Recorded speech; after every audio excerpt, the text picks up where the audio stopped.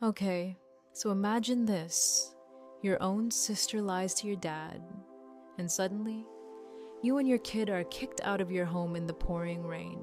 Everything you've worked for gone in minutes. Sounds insane, right? Well, that's just the start. And here's the twist. Karma has a funny way of showing up when you least expect it.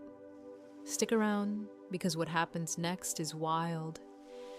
By the way, I'm curious, where in the world are you watching from today? It all started with a scream that cut through the house like a knife. Sharp and high-pitched, the kind that makes your chest tighten and your stomach drop at the same time. I was sprawled on the sofa, wrapped in the afghan my mom had knitted years ago, trying to breathe through the crushing weight of pneumonia, each inhale feeling like shards of glass in my lungs. Then it hit me. My sister, Susan, was in the kitchen, her voice dripping with venom and theatrics, shouting, "Dad, I saw the paperwork on her laptop. She's trying to have you declared incompetent. She wants to put you in a home and sell your house." I could barely process her words. My voice came out as a weak whisper, a rasp of disbelief. "Susan, what are you talking about?" But it didn't matter. My father, a man I hadn't seen lose his temper in over a year, stormed into the living room. His face a terrifying shade of purple, eyes bulging with rage I had never imagined directed at me. He was 65, retired, grieving quietly with me over Mom, and now he looked like a stranger. My head spun, the room tilting, dizziness washing over me in waves. And then I heard the soft, hesitant footsteps of my 8-year-old son, Leo, appearing in the doorway with his half-built Lego ship clutched in his small hands. Eyes wide with fear, sensing something bad without fully understanding what. "You," my father roared, pointing a trembling finger. "You ungrateful witch," I tried to speak, but my voice caught in my throat. The fever, the panic, the shock all collided into a weight that made even thinking impossible. Then came the motion. Dad advanced toward me, ripping the afghan off my shoulders, the one my mother had lovingly knitted, and tossed it to the floor. "Susan told me everything." He spat, his chest heaving. "You're trying to steal my house, my home." I tried, weakly, to plead through the fog of illness and disbelief. What, no? "Dad, that's insane." But all I saw was the cruel, triumphant smirk on Susan's face as she filmed the scene. Phone in hand, her eyes glittering with a cold, almost celebratory malice. She was capturing the chaos, not for family, but for her followers. This wasn't just a fight, it was content, a perfect, manipulative clip she would later post online. And she pointed at my meticulously organized files: estate planning, power of attorney, incapacity clauses. "You're a paralegal. You know exactly what you're doing." "Those are Mom's estate files," she said, her voice dripping with fake concern. I couldn't stop my voice from breaking. "I'm the trustee. I was organizing them for the accountant. You know that." But it was like shouting into a storm. The accusations, lies, and the intensity of my father's rage collided all at once. He moved with a terrifying speed, tearing open closets, grabbing my winter coat and Leo's small green parka, throwing them at my feet. "Get your stuff, get your kid, and get out of my house." Those words landed harder than any blow. Dad's rage wasn't just verbal, it was physical, aggressive, unstoppable. I tried again. "Dad, please, I'm sick. It's raining. Leo has school tomorrow. This is our home." But his answer was flat, dead, final. Not anymore. And he didn't stop there. The crash of drawers, the shattering of my laptop bag hitting the floor, the rain pouring through the open front door, it all became a surreal blur of flying papers, lost work, and personal items drenched and ruined. Hundreds of hours of billable paralegal work scattered in the downpour, turning into pulp. Leo's small belongings, his toys, his half-built Lego ship ended up on the sodden lawn. He froze, eyes wide with shock and fear, clutching at me, seeking reassurance. But Susan, still filming, placed a hand on his chest. "Stay out of this, kid," she said, detached. Her eyes locked on me, unwavering in their cruelty. Something inside me shifted in that moment. Amid the fever, fear, and heartbreak, a sudden icy calm descended. I knelt in front of Leo, ignoring the stabbing pain in my chest. "Leo," I said, my voice low but steady, "go put your shoes and coat on. We're going to a hotel for a few days." A little adventure. His lip trembled, but he nodded, understanding in his own childlike way that we had to escape this chaos. I didn't grab my coat. I didn't salvage my ruined work files. I didn't attempt to rescue the bin of toys now sinking into the mud. I simply took Leo's hand, refusing to give them the satisfaction of seeing me beg or cry. We walked past the soaked lawn, past the remains of my possessions, into the cold night, rain drenching us to the bone. I stole one last glance at the house. My father and sister stood in the doorway, thinking they had won, victorious in their own eyes. But they had forgotten something crucial. They had underestimated me and the power of the irrevocable trust my mother had set up years ago. We reached the car, and as I buckled Leo into his seat, a mixture of fear, exhaustion, and clarity settled over me. The rain didn't stop. It pounded on the roof and hood of the car, blurring the streetlights. And yet, for the first time, I felt a sense of purpose. My mother had prepared for this. She had anticipated the lies, the betrayal, the moment when someone like Susan might try to seize control. And now, armed with that knowledge, I realized we weren't powerless. I wasn't just a victim. We could survive this, and maybe even come out stronger.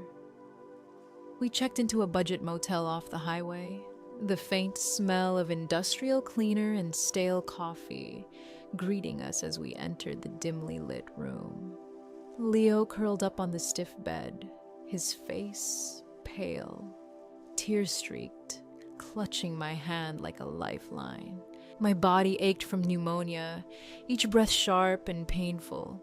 But inside, a fire had ignited. I texted my boss with a necessary lie, family emergency, extremely sick, out for 3 days. I needed time to breathe, time to plan, time to survive. And then there was the video. Susan's carefully edited, manipulative masterpiece that cast me as the abuser and her father as the victim. My stomach twisted as I watched, cold rage rising through my fevered haze. She wasn't just trying to get me out of the house. She was attempting to ruin my reputation, my career, the life my mother and I had built together. My breath hitched, and a violent coughing fit seized me, leaving me dizzy and shaking. I splashed cold water on my face, bracing myself. Then, I opened the joint bank account my father and I used to pay bills. A $5,000 transfer to Susan. She wasn't just slandering me online, she was robbing him. My anger, sharp and icy, cut through the fever fog. This wasn't just grief or misunderstanding anymore. This was deliberate, calculated betrayal. And with that, a clarity settled over me. I wasn't running. I wasn't hiding. I was surviving. And now I would act. Protecting Leo. protecting my father, protecting the legacy my mother had left us. As I sat there, Leo asleep beside me, clutching my hand, I realized something vital. This wasn't over. Not by a long shot. And though the rain battered the windows of the cheap motel room, I felt the first spark of resolve. I would survive, and I would fight back not with anger alone, but with the precision and planning my mother had instilled in me. And somehow, even in the midst of the chaos, that thought brought a measure of calm. By the time we made it to the motel, soaked and shivering, my mind was still reeling from the storm of the evening. The rain outside a mirror to the chaos in my chest. Leo curled up on the stiff bed, exhausted and pale, his small fingers gripping mine as if holding on to both of us was a matter of survival. I sat in the single, battered armchair, trying to catch a breath, my lungs still rattling from the pneumonia that had been tormenting me for days. And then, amid the dizzying mixture of fear, anger, and exhaustion, a thought flickered, a memory of my mother, calm and deliberate, sitting at the kitchen table years ago, showing me the legal documents she had carefully prepared, the irrevocable trust. That was the key. Mom had anticipated exactly this kind of treachery. Every clause, every stipulation, meticulously designed to protect us from someone like Susan. It was as if a weight lifted off my chest. Not the fever or the pain, of course. That was still there, gnawing and sharp, but the weight of helplessness. I wasn't powerless. I had been given the tools to fight back, to protect my son and myself, and even to shield my father from the manipulation he hadn't seen coming. My heart started to steady, and with it came a strange, fierce clarity, panic, which had been clawing at me, began to morph into strategy. I could plan, I could act. I just needed to move, and move quickly. The first step was simple, though not easy. I needed to remove Leo from immediate danger, to get him somewhere safe and dry. I helped him slip into his damp clothes, ignoring the stabbing pain in my lungs with every movement, and bundled him into the car. The rain had slowed, but the streets were slick and the air was sharp with cold. As we drove, I let my thoughts run through every possible angle, tracing the patterns Susan might take, anticipating her moves. She'd been building to this moment, calculating every lie and every manipulation, and I had to do the same, but with truth on my side. We checked into a modest motel not far from the house. The smell of industrial cleaner mixed with the faint aroma of stale coffee hit me as we entered, but I barely noticed. Leo curled up on the stiff bed, his breathing uneven, and I found a moment to sit, pulling the thin comforter over myself, feeling the fever ebb slightly as adrenaline carried me forward. My mind raced. I needed to contact my mother's lawyer, Martin Beckworth, immediately. He was old school, tough, and he hated bullies exactly what we needed. I dug through my purse, fumbling with my shaking fingers, and managed to get a message off. Laying out the situation as clearly as I could, I explained the eviction, the financial manipulation, and the video Susan had posted. Each word felt like a small anchor in the storm, a tether to action and control. As I waited for a response, I allowed myself to think, really think, about the trust and the power it granted me. Mom had seen me balancing checkbooks since I was 16, organizing, planning, keeping track of every detail. She knew Susan's tendencies, her charm, her impulsiveness, and she had accounted for them. The legal documents weren't just paperwork, they were a blueprint for protection, a framework that could shield me and Leo from the chaos Susan thrived on. The realization sparked something in me. I wasn't just surviving this moment. I was in control, and I had the power to turn the tables. While Leo slept, I scrolled through the emails, organizing my thoughts, writing notes, and drafting the steps I would need to take. Every move had to be calculated. I could see Susan's patterns clearly now: the lies, the manipulations, the attempts to turn my father against me, but with the trust as my shield. I could anticipate her moves and respond legally, methodically, and with authority. The sickness that had weighed so heavily on me was still there, gnawing at my chest and making every breath a struggle. But it no longer dominated my mind. Instead, a steely determination began to replace the fog.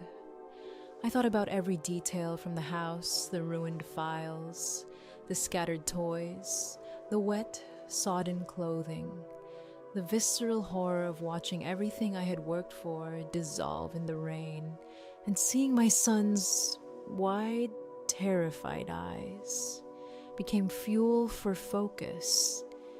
This was not just about reclaiming property or asserting legal rights. It was about safeguarding the life we had built, the stability that my mother had fought so hard to secure, and about protecting my father from a daughter who didn't care about him, only about control and spectacle. Martin responded quickly, his tone brisk but reassuring. He understood the stakes immediately. The conversation shifted my panic into strategy. We discussed evidence, legal maneuvers, and the exact timing we would need to respond.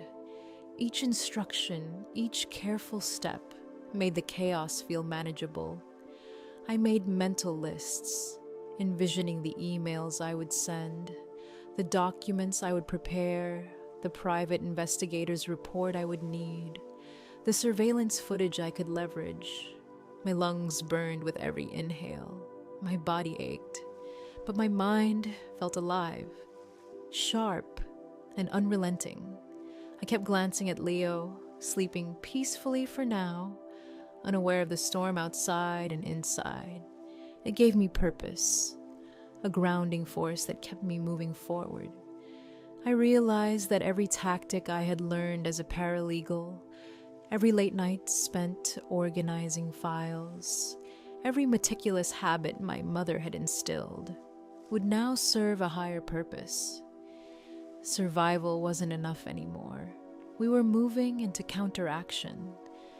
I was preparing to strike back not with recklessness, but with precision and the weight of legal authority on my side.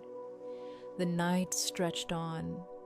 Rain pattered against the thin motel windows, and the fluorescent light cast a cold glow across the room.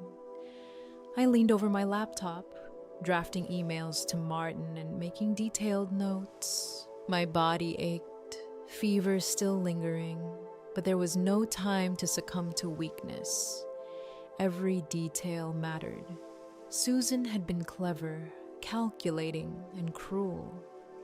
She had convinced my father to turn against me, to see me as a villain, but she had underestimated two things: my understanding of the law and the meticulous groundwork my mother had left behind.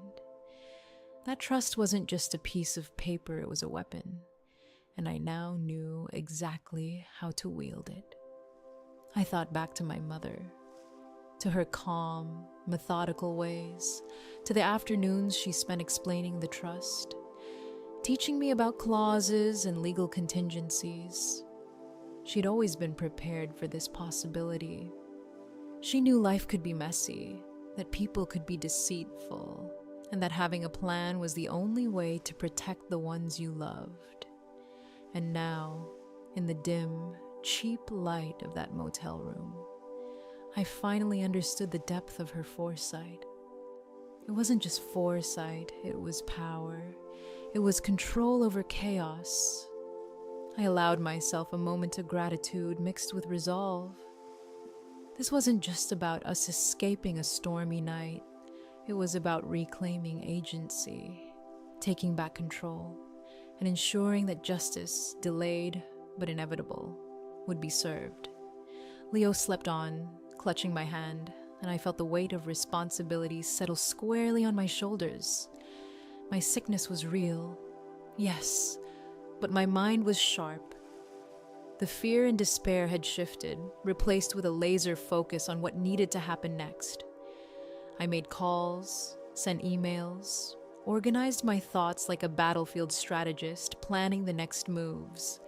Each step was deliberate: gather evidence, secure legal counsel, protect assets, ensure Leo's safety, anticipate Susan's next manipulations. Every action was a counter to her schemes, every word a shield against her lies. The trust was my anchor, the blueprint for the legal and emotional strategy that would keep us safe. As the hours passed, I realized something crucial. This wasn't just survival anymore. It was about reclaiming my life, protecting my son, and safeguarding my father from deception.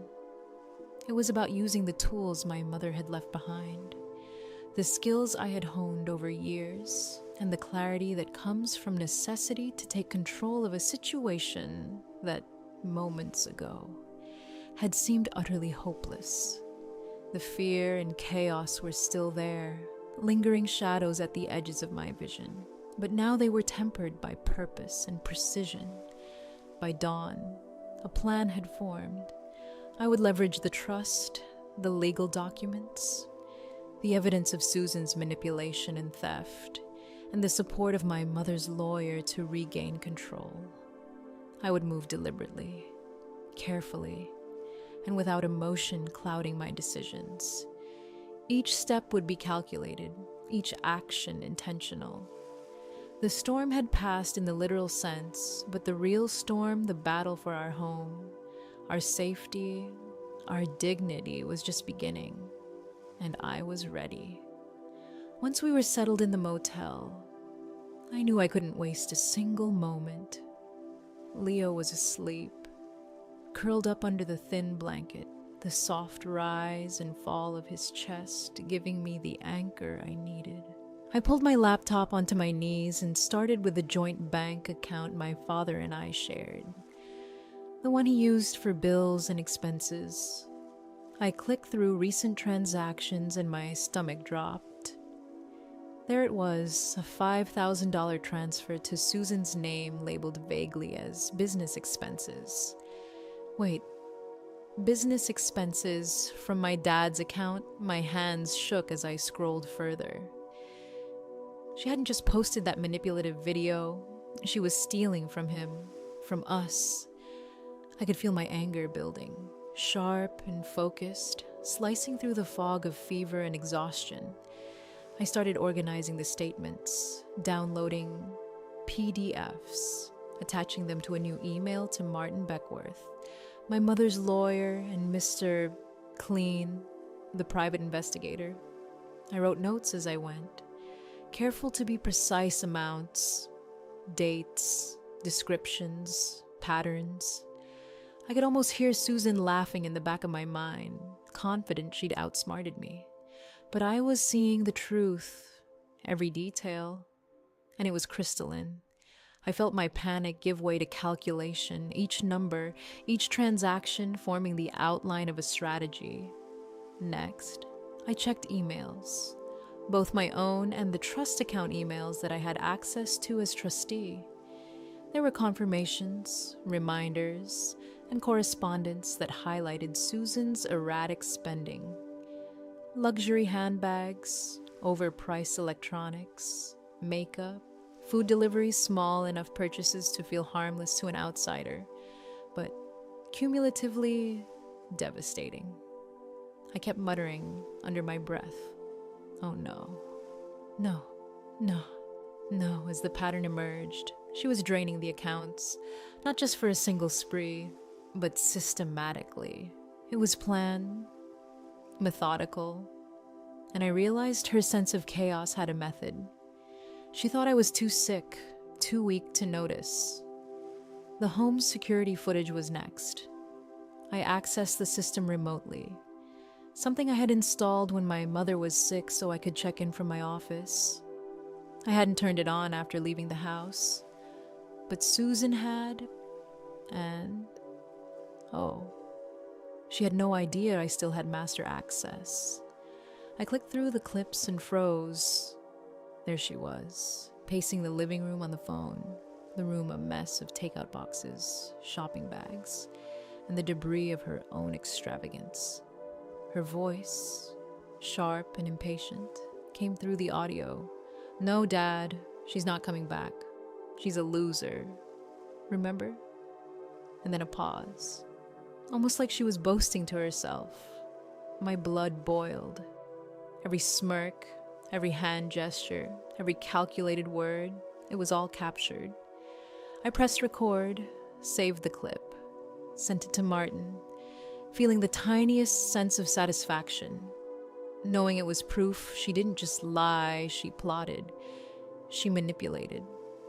Then the private investigator's report arrived. Mr. Cleany had been thorough, digging into Susan's past, her city life, and her financial dealings. I opened the attachment and my eyes widened. She hadn't simply failed at a brand deal, as she had claimed when she moved back home. No. There were warrants, scams, fraud, subletting rent-controlled apartments at triple the price, leaving tenants high and dry, vehicles repossessed, missed payments, patterns of dishonesty stretching back months. And then, the most shocking part, 3 other influencers came forward, claiming Susan had taken money for collaboration retreats that never happened. My hands trembled as I read it. A serial pattern of exploitation. It wasn't just a family conflict, it was criminal. And our house, our father, our legacy was caught in the crosshairs. I leaned back, the laptop perched precariously on my knees, feeling a swirl of disbelief and rising anger. Wait, this is bigger than I thought, I whispered to myself. She's been using Dad. She's been using all of us. My brain started connecting dots, little flashes of pattern recognition that made the chaos start to make sense. Every step, every manipulation, every lie fell into place. She had been waiting for this, counting on my illness, on my fear, on the assumption that I'd be too weak to respond, but she hadn't accounted for the trust, for the structure my mother left behind, for the knowledge I had quietly cultivated for years. I started taking notes, drafting emails, and outlining steps.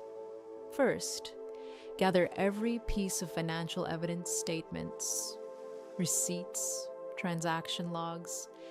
Second, gather digital proof emails, screenshots, security footage, timestamps.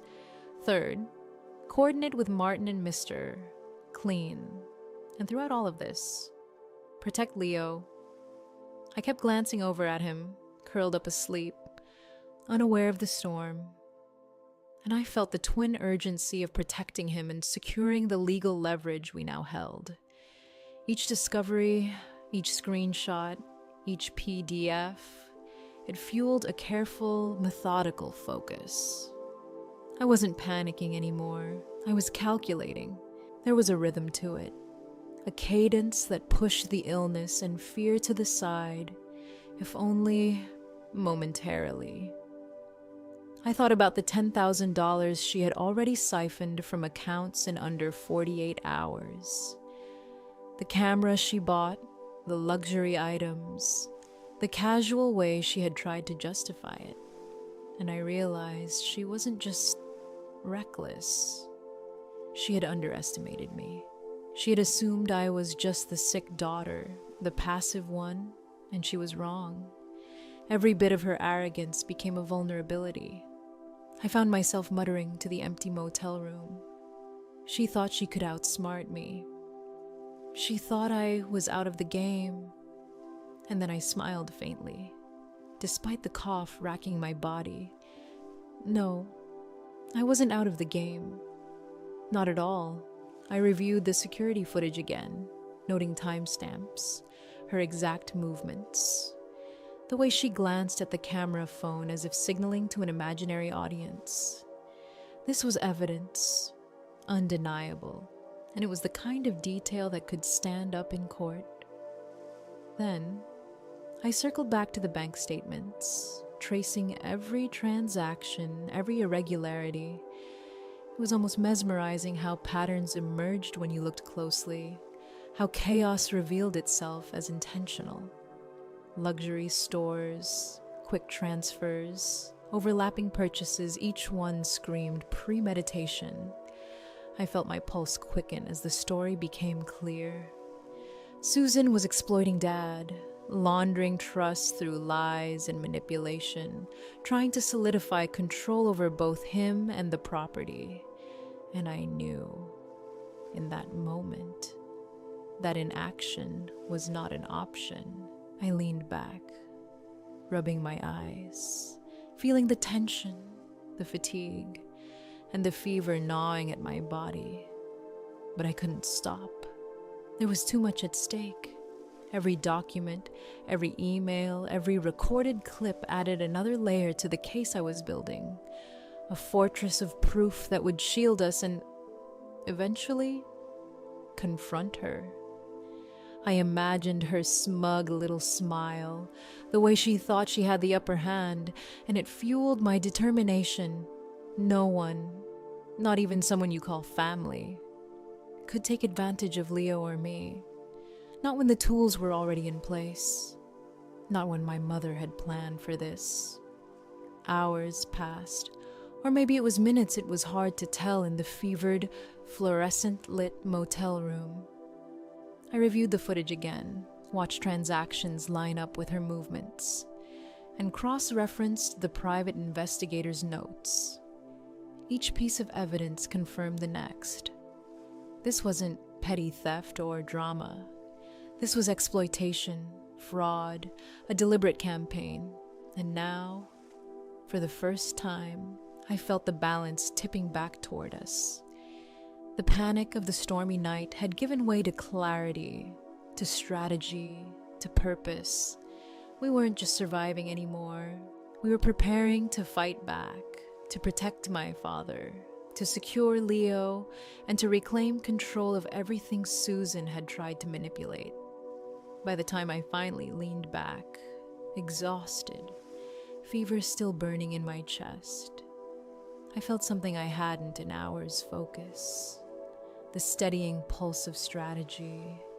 Every discovery, the transfers, the scams, the stolen money, the recordings formed a roadmap. The pieces fit together like a puzzle I had been assembling without even realizing it. And with each piece, I felt the panic fade further, replaced by a kind of tense anticipation. The next steps were clear: gather evidence, document everything, coordinate with legal and investigative allies, and prepare for Susan's eventual confrontation. And through it all, keep Leo safe and unaware of the storm brewing around us. I glanced at him one last time before closing the laptop. His peaceful sleep, a stark contrast to the chaos outside. And in that quiet moment, despite the fever, the pain, and the lingering dread, I knew we had the power now. The tools were in place, the evidence compiled, and the strategy forming. Susan may have thought she had control, but she had forgotten one crucial thing: knowledge, preparation, and the resolve of someone who had survived her worst. And now, the real work was just beginning. Thursday morning, the sky was a bruised, heavy gray, and the rain had finally stopped, leaving the streets slick and reflective. I pulled the car up a block away from our house, the one that had become a stage for chaos and betrayal.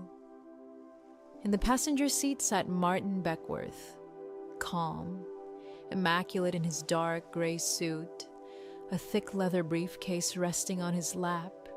Behind us, a sheriff's cruiser idled quietly, the hum of the engine blending with the soft patter of lingering raindrops.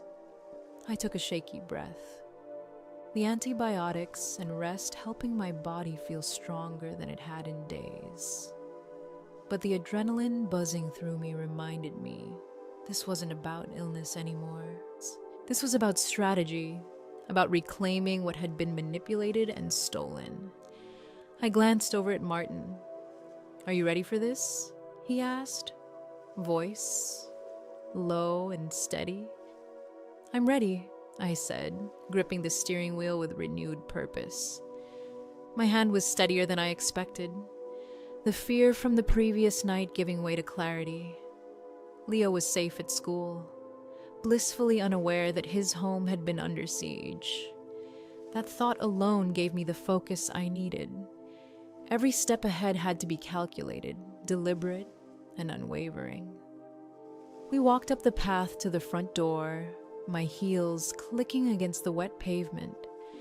My ruined work files, the bin of Leo's toys, the chaos on the lawn all gone, cleaned up in preparation for this moment. I didn't knock. I used my key, the lock clicking with that small, satisfying confirmation of control. And then I stepped inside. The smell hit me. First stale cigarettes, rotting fast food. The living room was unrecognizable. Takeout boxes stacked in haphazard towers, shopping bags from designer stores littering the sofa. The chaos a visual echo of Susan's sense of entitlement. And there she was, cross-legged on the floor in her pajamas, filming herself with a camera I now knew she'd purchased with my father's money.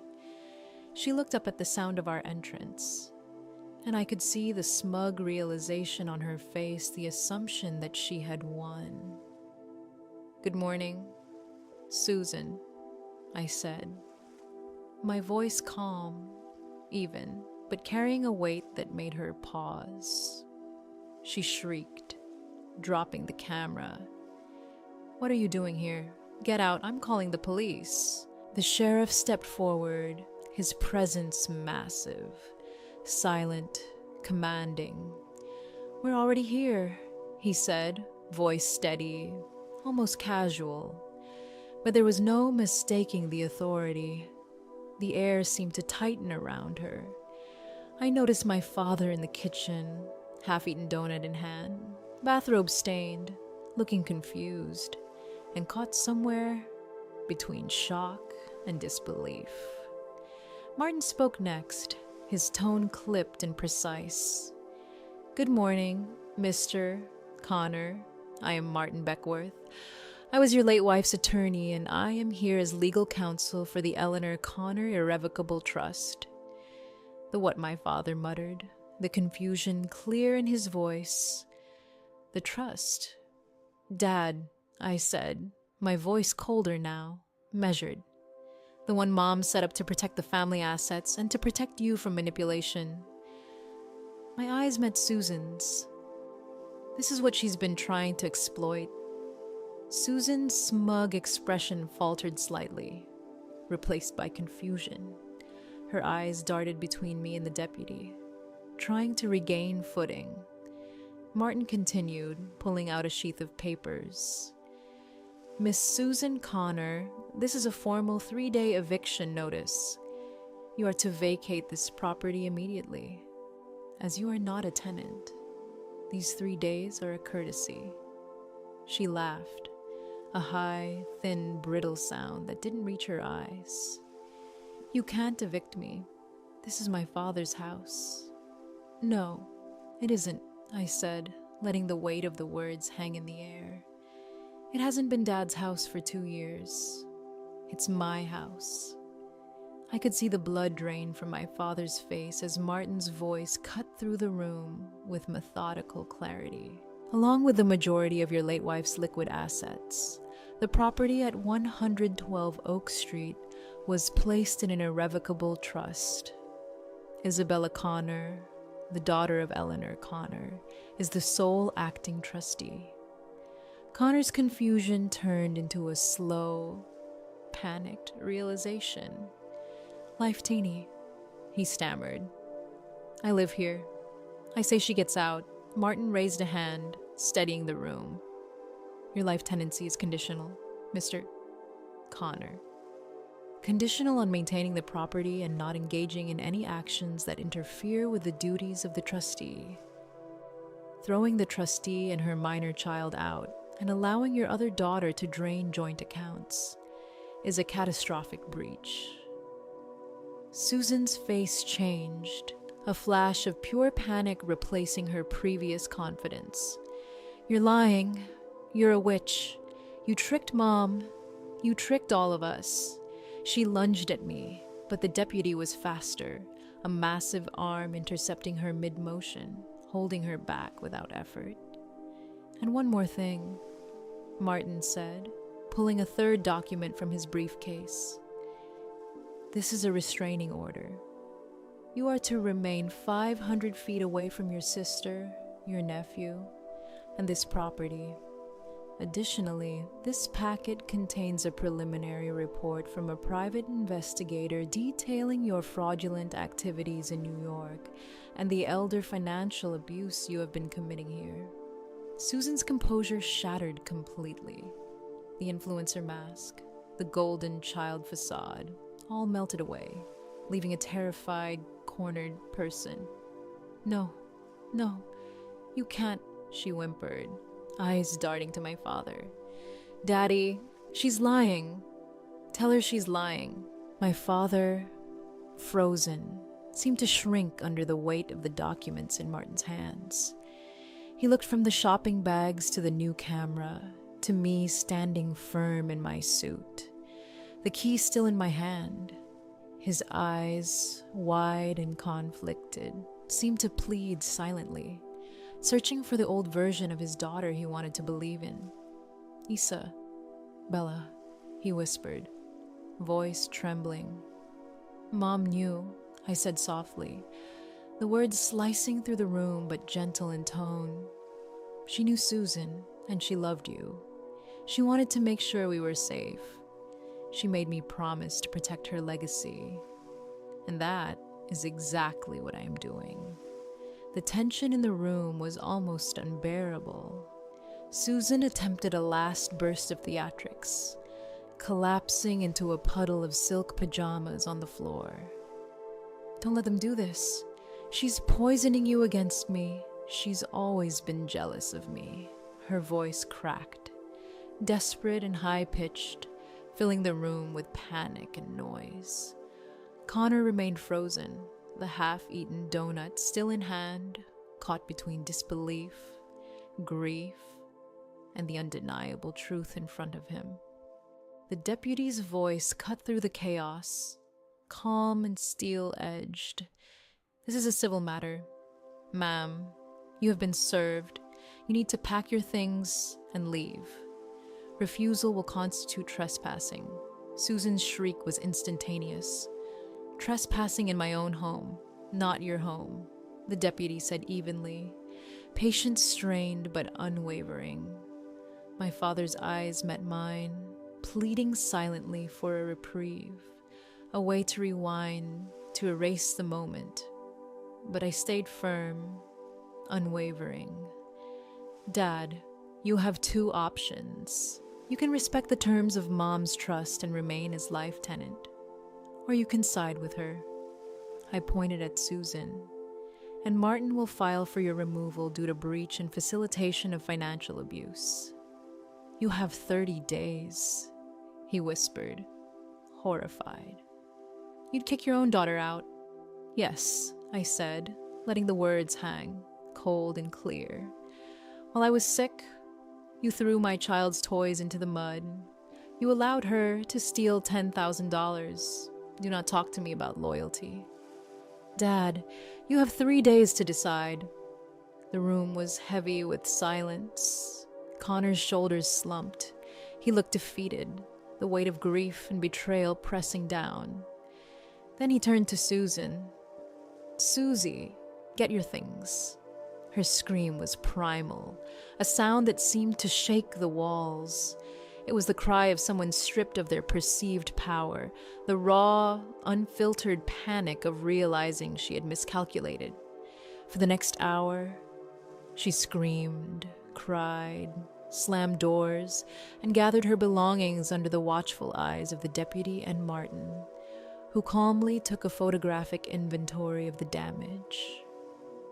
When she finally emerged, 6 suitcases in tow, her face a blotchy, tear-streaked mask of hatred, she paused, trembling finger pointing at me. "You will never be happy, Isabella. You're cold, heartless. Goodbye, Susan," I said softly, not even looking at her, focused on Martin's documentation.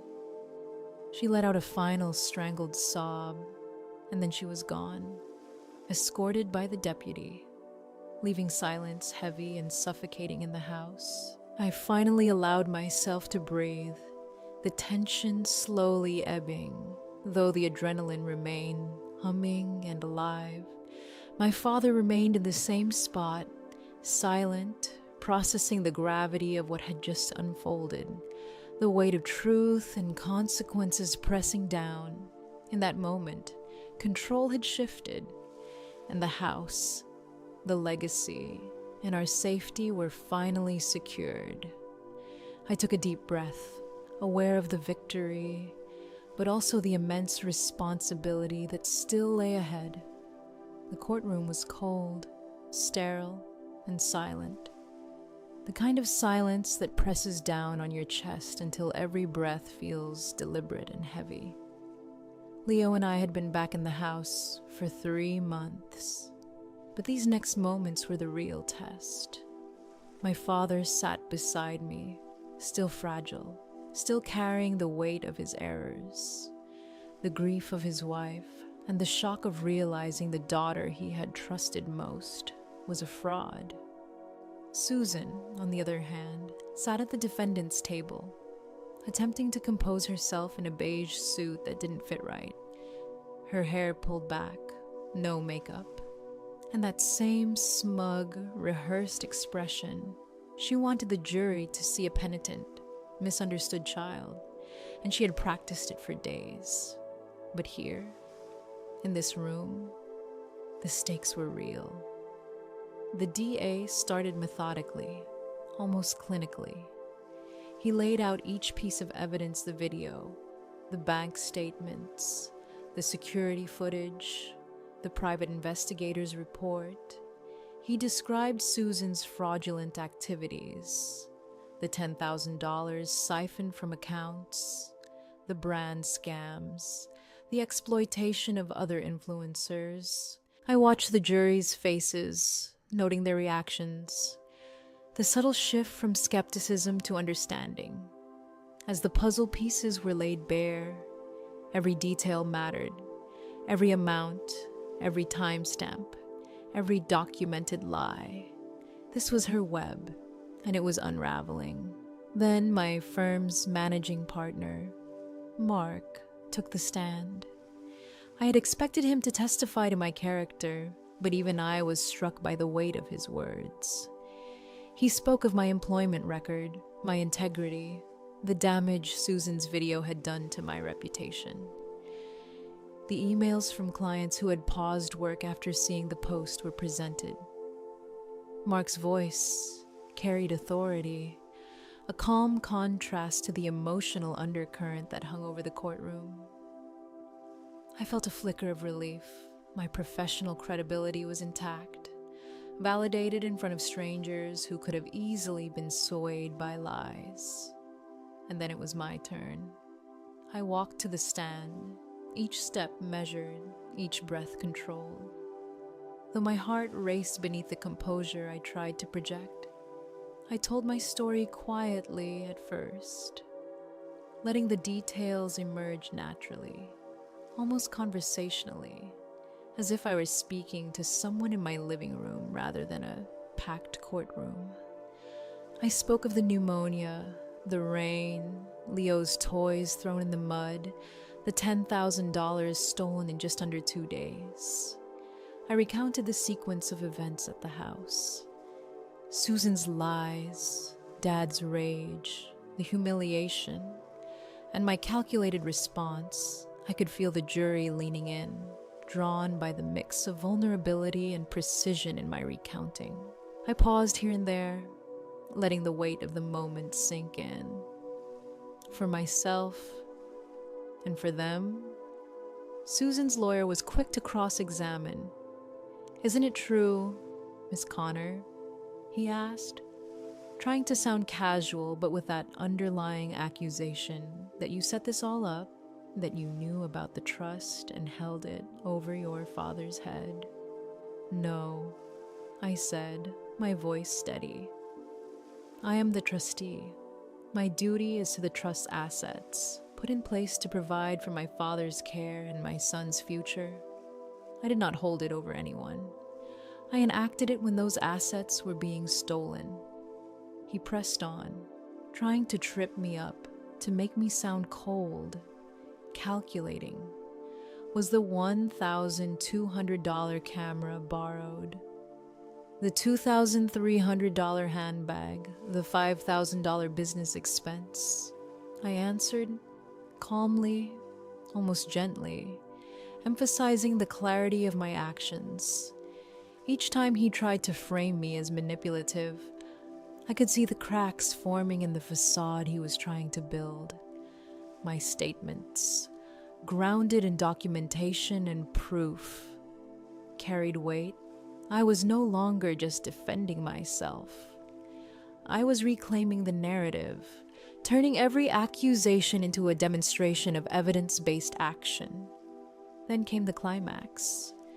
The moment I had anticipated but dreaded nonetheless. The DA called my father, Connor, to the stand. He looked broken, thin, shuffling as he walked. His face bore the traces of months spent under the weight of grief and guilt. He sat down, hands trembling slightly, eyes haunted, but clear enough to recount the truth.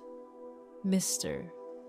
Connor," the DA began, "can you identify the woman at the defendant's table?" He swallowed, voice barely above a whisper. "That's my daughter, Susan. Can you tell the court about the events of November 12th? He nodded, taking a breath that seemed to draw in both fear and resolve, and he spoke the lies, the rage, the throwing of his daughter and grandson out in the rain, the destruction of toys and work files, the manipulation by Susan. He didn't spare himself, admitting in front of everyone that he had been poisoned by grief and pride, blinded to Susan's schemes. His words hung in the courtroom, raw, human, undeniable. And the money, Mr. Connor. The $10,000 the DA asked, steady and precise. I let her take it, he said, voice cracking. She told me Isabella had been skimming for years, and I wanted to believe her. I wanted to believe Isabella was the thief. I wanted to believe in Susan. The room was heavy with tension. The public defender muttered an objection, but it barely registered against the weight of the truth. My father's testimony was clear and damning. He had been misled, manipulated, and blinded by love and grief. The DA stepped closer, his tone softening but firm. Mr. Connor, look at your daughters.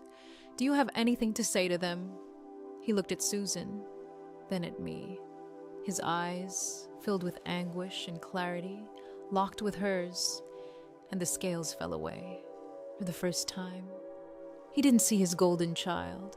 He saw the stranger who had tried to destroy his family. I have one question, he whispered, voice trembling but gaining strength. Why? Susie, why would you do that to your sister?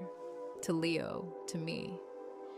Was it all just money? Susan's carefully constructed mask cracked, her penitent act dissolved into pure, unfiltered confession.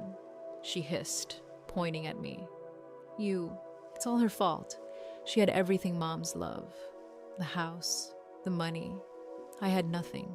You gave me nothing. I deserved it. It was my turn. The courtroom went silent.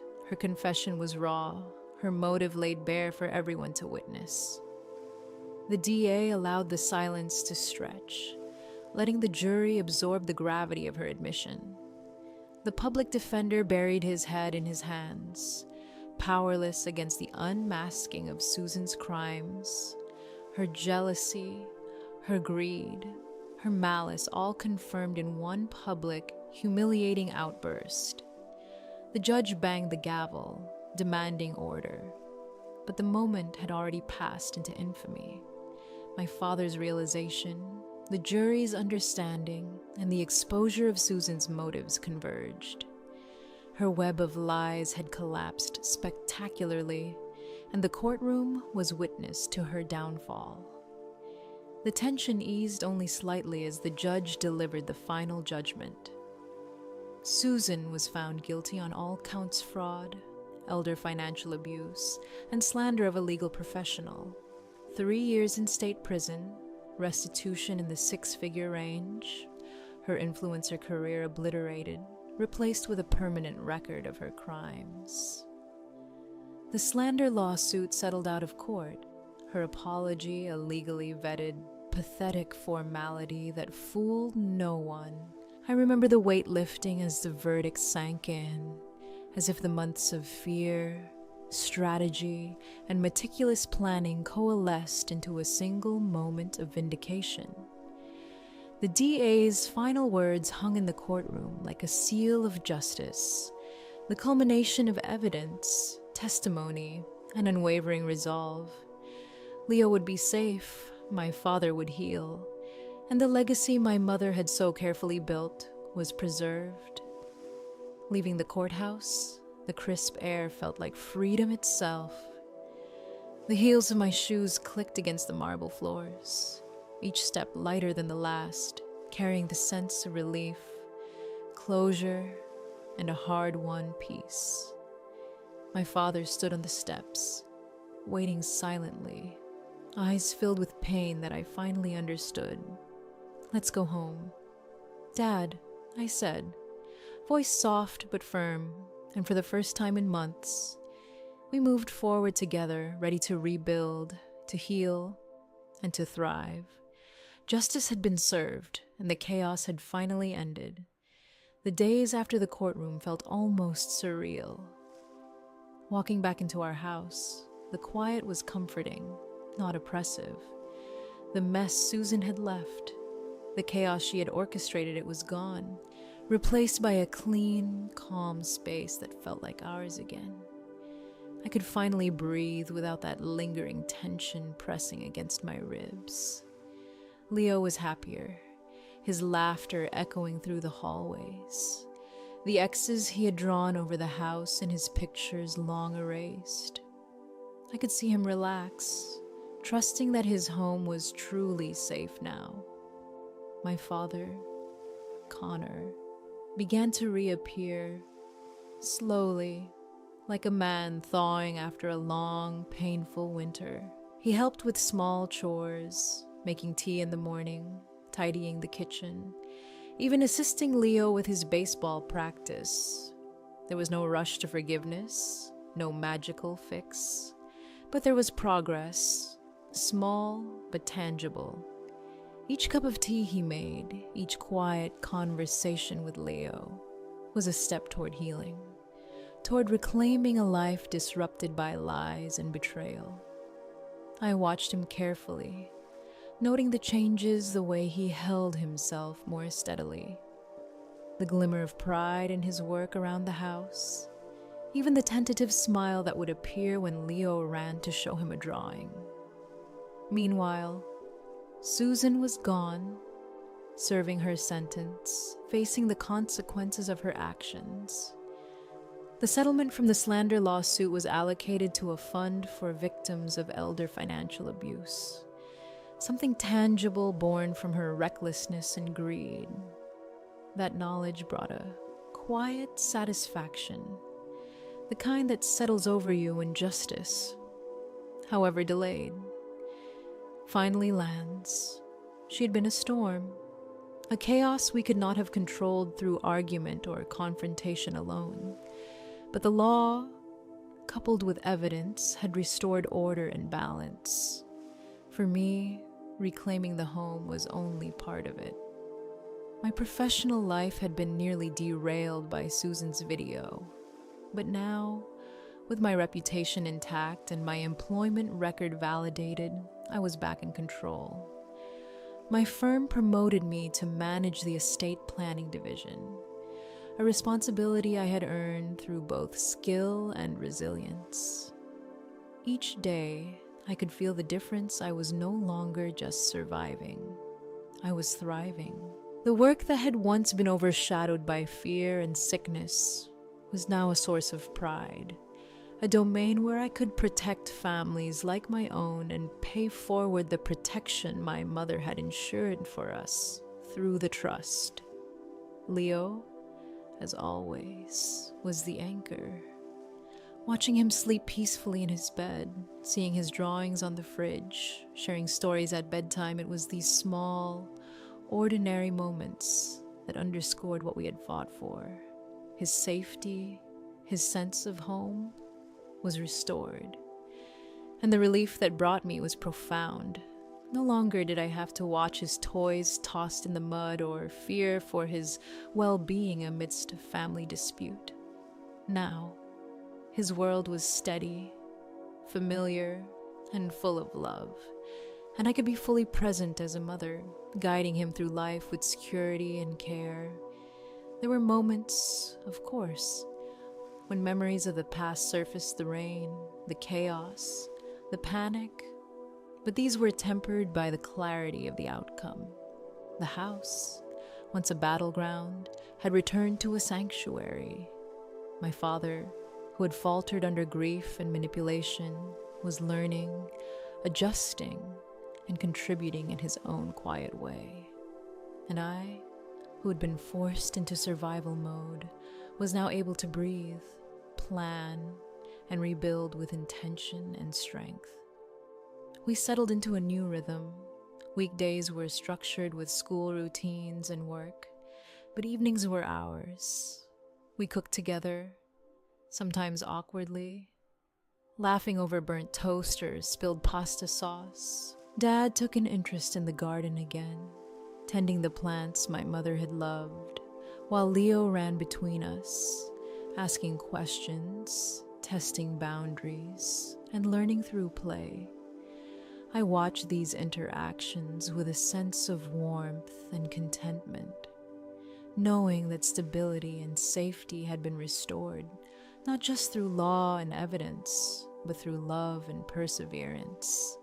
Financially, we were careful but free from Susan's interference. Dad took steps to repay the trust, ensuring that restitution was directed toward Leo's future rather than the past. When he presented me with the first installment from his pension, a small framed check, I pushed it back gently. "No," I said, "open a new account in Leo's name for college. And that's how we honor Mom's legacy, by investing in the future." The relief on his face, the understanding in his eyes, was a quiet affirmation that we were moving forward, making choices based on prudence, love, and wisdom rather than panic or resentment. Professionally, I'd grown too. Managing the estate planning division was challenging, but it was fulfilling in a way that felt deeply personal. Each family I helped, each estate I organized, carried a weight of responsibility and care, a chance to prevent others from facing what we had endured. The work was demanding, but it was rewarding, and it reinforced the lessons I had learned. diligence, vigilance, and the importance of clear, structured planning. My mother's trust, her foresight, and the principles she instilled in me were now guiding other families. A living legacy of protection and foresight. Life was not without its scars. Of course, I carried the memory of the rain, the panic, the betrayal, but it was tempered by triumph and resolution. Leo thrived in his secured environment. My father began to heal, and I had reclaimed not just our home, but our agency and our dignity. Each day, the routines, the laughter, the quiet moments of connection reinforced the restoration of our lives, the reclamation of order, and the sense that justice, however long delayed, had been served. Reflecting on everything, there was an unspoken understanding between us, between me, my father, and Leo, that we had endured chaos and emerged stronger.